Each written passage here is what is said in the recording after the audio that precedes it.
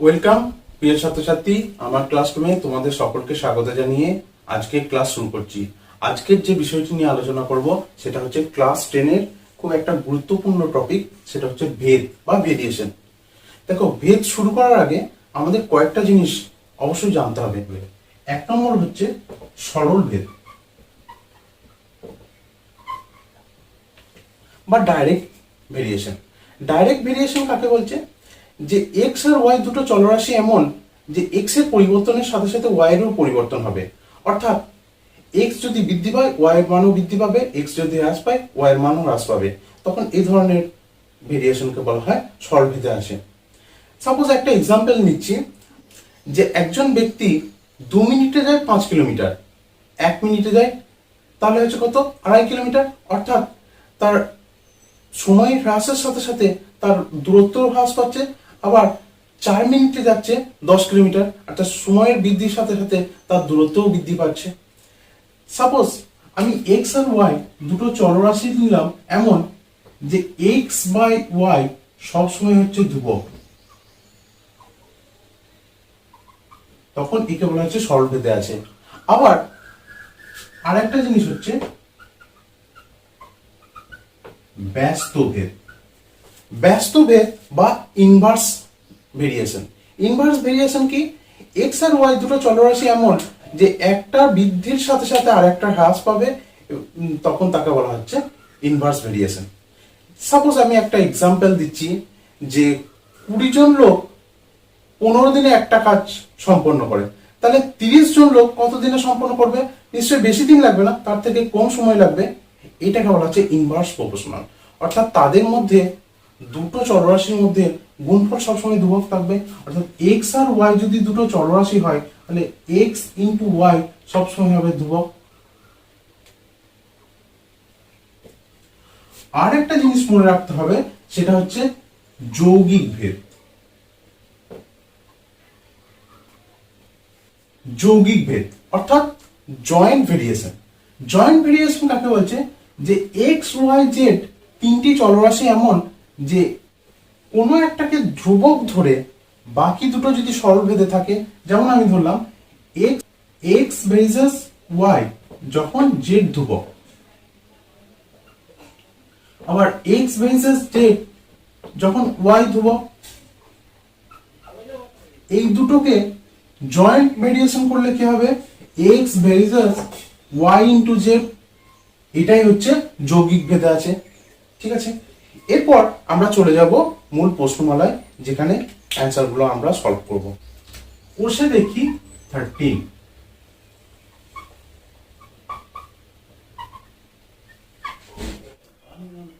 এক নম্বর অঙ্কটা বলেছে, দেখো যে দুটি এ ও বি দুটি সম্পর্কিত মানগুলি এ বি বলে দিয়ে আছে মানগুলো। এ সমান হচ্ছে 25, 30, 45, 250, বি সমান হচ্ছে 10, 12, 18, 100। অর্থাৎ দেখ, এখানে দেখতে পাচ্ছি যে এ এর মানগুলি পরিবর্তনের সাথে সাথে বি এর মানগুলি পরিবর্তন হচ্ছে। অর্থাৎ এ যদি এর যে চলরাশির মানগুলি বৃদ্ধি পাচ্ছে, বি এর চলরাশির মানগুলি বৃদ্ধি পাচ্ছে, তাহলে এটা হচ্ছে সবসময় সরলভেদে আছে। এখন দেখবো যে এটা সরলভেদে আছে কিনা।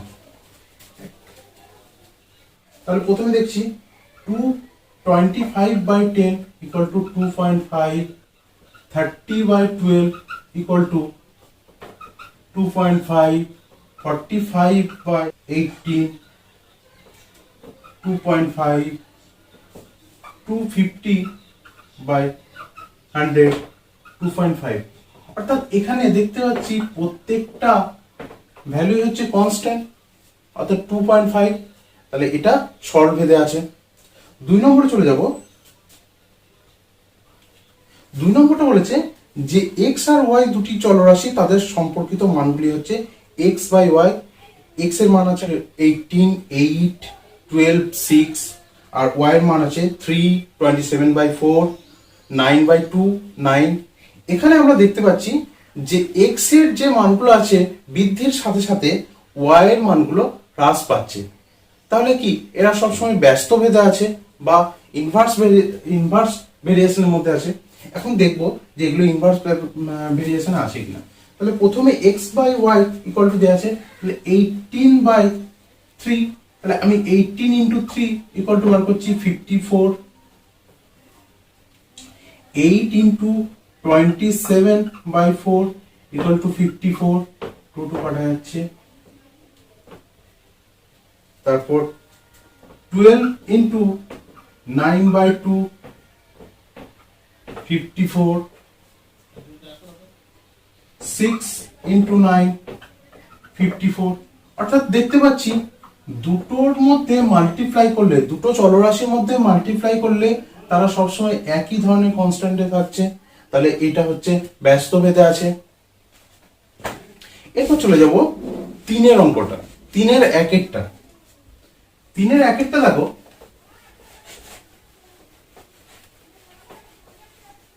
3-এর 1-এরটা বলেছে বিপিন কাকুর ট্যাক্সি 25 মিনিটে 14 কিমি পথ অতিক্রম করে। একই গতিবেগে ট্যাক্সি চালিয়ে 5 ঘন্টায় তিনি কতটা পথ যাবেন তা ভেদ তত্ত্ব প্রয়োগ করে হিসাব করে দেখি। সময় সমান m, দূরত্ব সমান s ধরছি। এখন সময়ের সাথে সাথে তার দূরত্ব বৃদ্ধি পাচ্ছে, সময় বৃদ্ধির সাথে সাথে, অর্থাৎ সময়ের বৃদ্ধির সাথে দূরত্ব বৃদ্ধি পাচ্ছে, অর্থাৎ এরা সরল ভেদে আছে।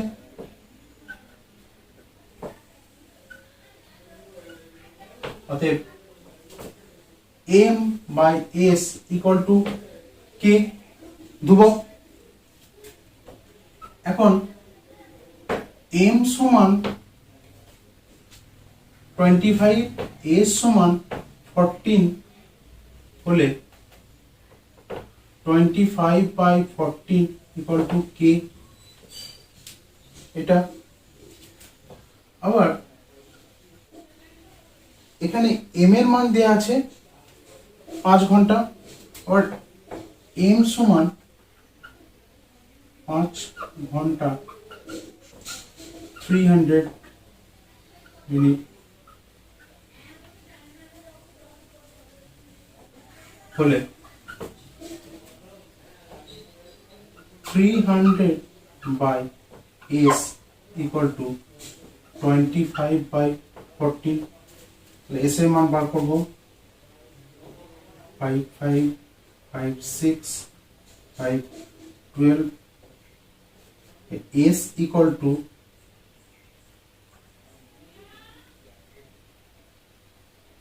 168 কিমি, অর্থাৎ s এর মানটা পেয়ে গেলাম 168, অর্থাৎ 5 ঘন্টায় 168 কিমি যাবে। এরপর চলে যাব 2-এর অঙ্কটা।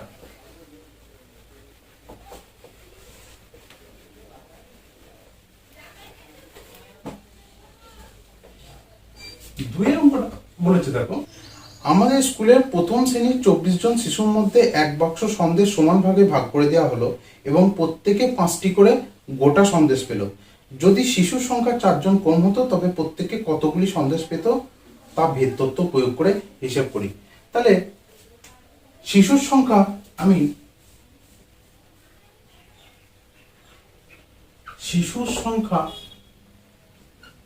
সমান c ধরছি এবং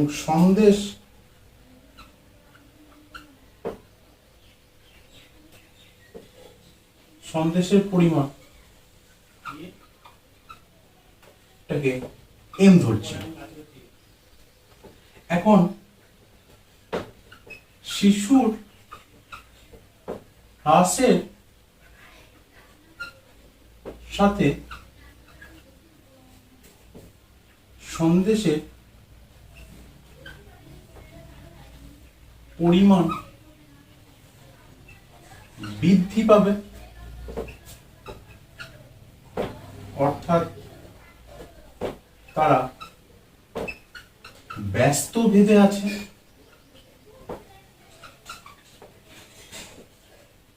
অতএব c into m equal to কে।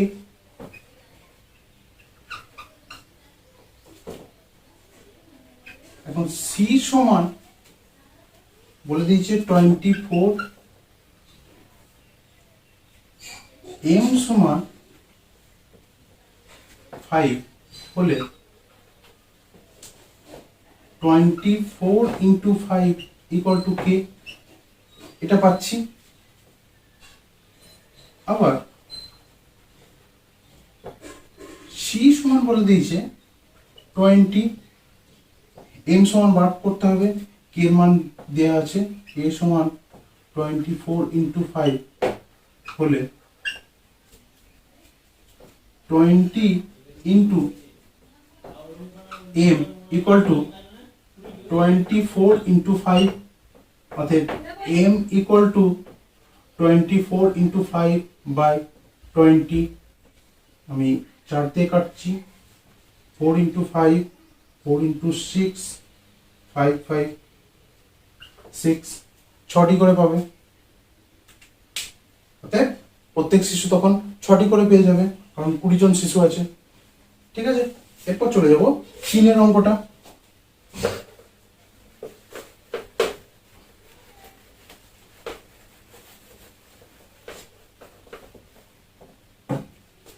তিনেরটা বলেছে দেখো, একটি পুকুর কাটতে 50 জন গ্রামবাসীর 18 দিন সময় লেগেছে। পুকুরটি 15 দিনে কাটতে হলে অতিরিক্ত কতজন লোক কাজ করতে হবে তা ভেদ তত্ত্ব প্রয়োগ করি। তাহলে গ্রামবাসী সংখ্যা ধরলাম এম, সময় ধরলাম টি। এখন গ্রামবাসীর সংখ্যা বৃদ্ধির সাথে সময়ের হ্রাস পাবে, অর্থাৎ এরা ব্যস্ত ভেদে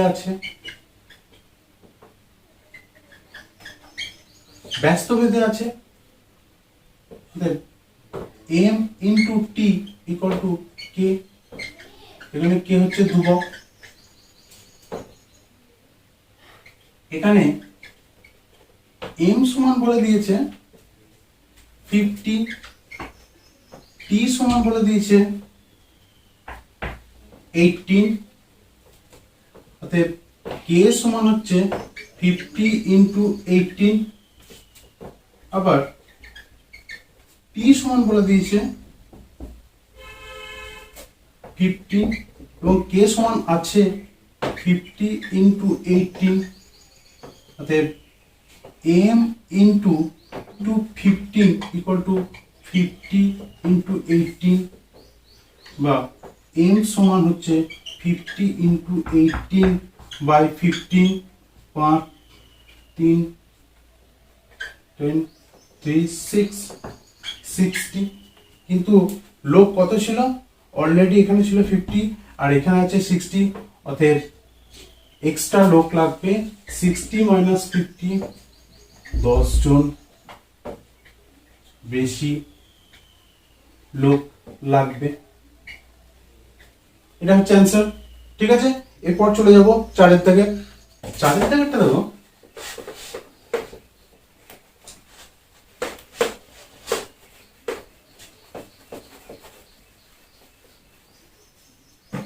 চারের এক একটা আছে y x এর বর্গমূলের সঙ্গে সরল ভেদে আছে এবং y is equal to 9 যখন x is equal to 9, x এর মান নির্ণয় করি যখন y is equal to 6। তাহলে চারের এক একটা আছে y x এর বর্গমূলের সাথে সরল ভেদে আছে, তাহলে y ভেরিজাস √x। এখন লিখতে পারি y equal to k into √x, k সমান ধ্রুবক। এখন y সমান 9, x সমান 9 হলে 9 equal to k into root 9 বা 9 ইকুয়াল টু কে ইন্টু 3 বা কে ইকুয়াল টু 3 পাচ্ছি। আবার শুধু y এর মান দেওয়া আছে, y এর মান 6 হলে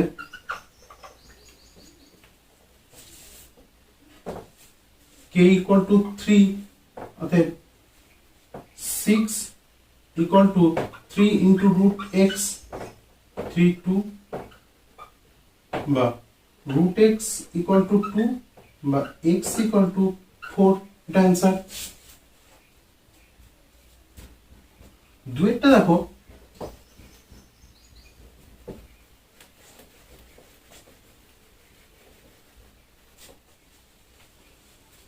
দুইটা বলেছেন এক্স ওয়াই এর সঙ্গে সরল ভেদে এবং জেড এর সঙ্গে ব্যস্ত ভেদে আছেন।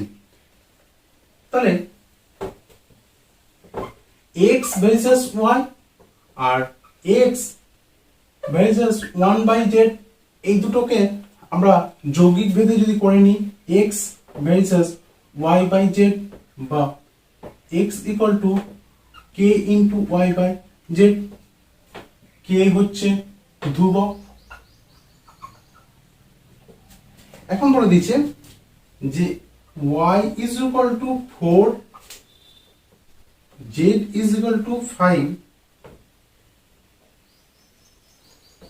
x is equal to 3 বলে মানটা পুট করে দিচ্ছি। তাহলে 3 equal to k into 4/5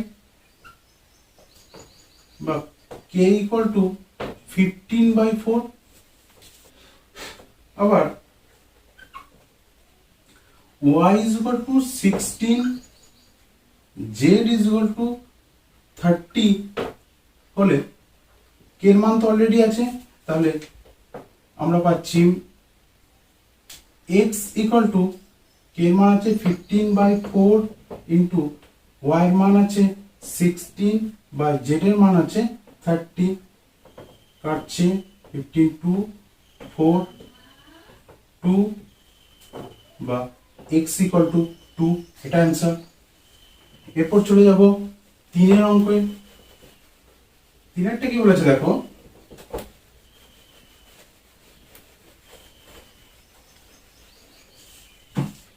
তিনেরটা বলেছে যে x y এর সঙ্গে সরল ভেদে এবং z এর সাথে ব্যস্ত ভেদে আছে। y equal to 5, z equal to 9 হলে x equal to 1/6 হয়। x y z এর মধ্যে সম্পর্ক নির্ণয় করি এবং y is equal to 6 এবং z is equal to 1/5 হলে x এর মান বার করি। তাহলে তিনেরটা বলেছে যে x y এর সঙ্গে সরলভেদে, তাহলে x ভার্সেস y এবং z এর সাথে ব্যস্ত ভেদে, তাহলে x ভার্সেস 1/z দুটোকে যৌগিক ভেদে করছি। তাহলে x ভার্সেস y/z বা লিখতে পারি x is equal to k into y/z, k সমান ধ্রুবক। এখন তিনটে ভ্যালু দিয়েছে কি কি, y is equal to 5, z is equal to 9, x is equal to 1/6 হলে তাহলে 1/6 is equal to k into y is equal to 5/9 বা k equal to 9/30। আবার y is equal to 6, z is equal to 1/5 আছে হলে k এর মান তো আছে অলরেডি, তাহলে x equal to 9/30 into 6/1/5 মানে হচ্ছে 1 into 5, 6 5 5 5 কাটা গেল বা x is equal to 9, অতএব x এর মানটা আমরা 9 পেয়ে গেলাম। এরপর চলে যাব 5 এর দাগে। 5 এর দাগে দেখো, 5 এর এক একটা বলেছে দেখো যে এক্স ভ্যারিজাস ওয়াই বলে দেখায় যে x plus y varies as x minus y, x varies as y এখানে লিখতে পারি এক্স সমান কে ইন্টু ওয়াই, কে সমান ধ্রুবক, বা x by y equal to কে। এখন যোগ ভাগ প্রক্রিয়া করে পাই, যোগ ভাগ করে পাই x plus y by x minus y equal to k plus 1 by k minus 1, বা এটা সমান ধ্রুবক, by x plus y equal to k plus 1 by k minus 1 into x minus 1, অতএব x plus y varies as x minus y। দুয়েরটা বলেছে দেখো,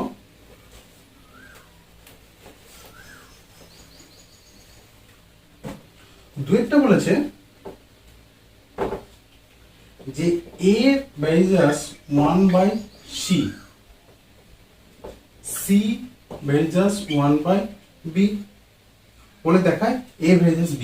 তাহলে এখান থেকে লিখতে পারি a equal to k1 by c R c equal to k2 by b। এখানে k1 k2 সমান ধ্রুবক। এবার এক নম্বরে এই c এর মানটা পুট করে দিচ্ছি, বা a equal to k1 by k2 into b, মানে বিটা উপরে উঠে গেল। এবার k1 by k2 equal to তো ধ্রুবক, তাহলে a ভ্যারিজাস b, যেখানে k1 by k2 সমান ধ্রুবক। দুয়েরটা হলো। তিনেরটা বলে দেখো,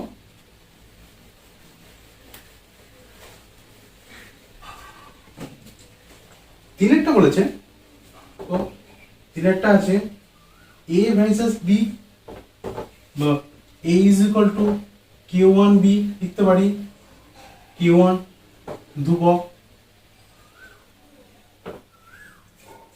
b ভ্যারিজাস 1 by c লিখতে পারি b equal to k2 by c, এখানে k2 ধ্রুবক,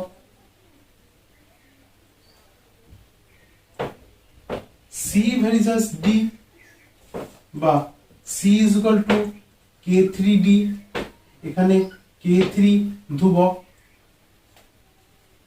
এখন এক নম্বরে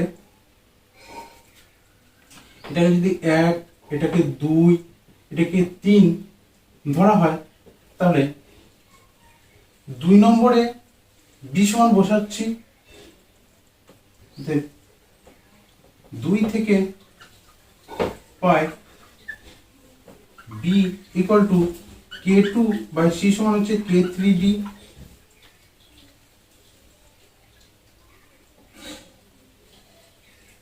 এক থেকে পাই a equal to k1 into b সমান হচ্ছে k2 by k3 into d, অতএব a ভ্যারিজাস d, যেখানে k1 k2 by k3 সমান ধ্রুবক। বাস এটাই অ্যান্সার, a ভ্যারিজাস d হয়ে গেল। চারেরটা দেখো, চারেরটা বলেছে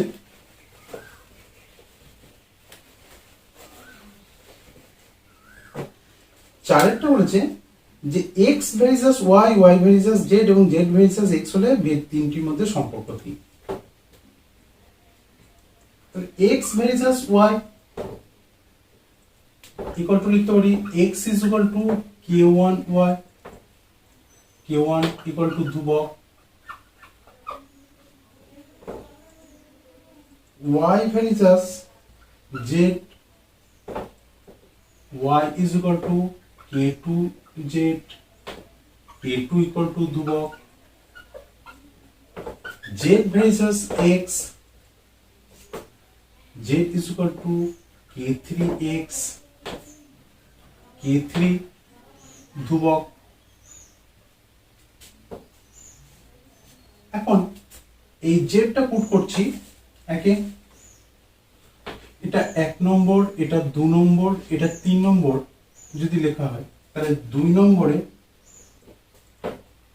2 নং থেকে পাই 3টা পুট করছি y equal to k2 into z1 হচ্ছে k3 ইন্টু x, 1 থেকে পাই x equal to k1 into y এর মান কত, k2 into k3 into x, অর্থাৎ xx যদি কাটা যায় তাহলে k1 into k2 into k3 equal to 1, অর্থাৎ ধ্রুবক তিনটির গুণফল সবসময় 1 হবে। এটাই হচ্ছে সম্পর্ক। অর্থাৎ ধ্রুবক তিনটির গুণফল হচ্ছে 1।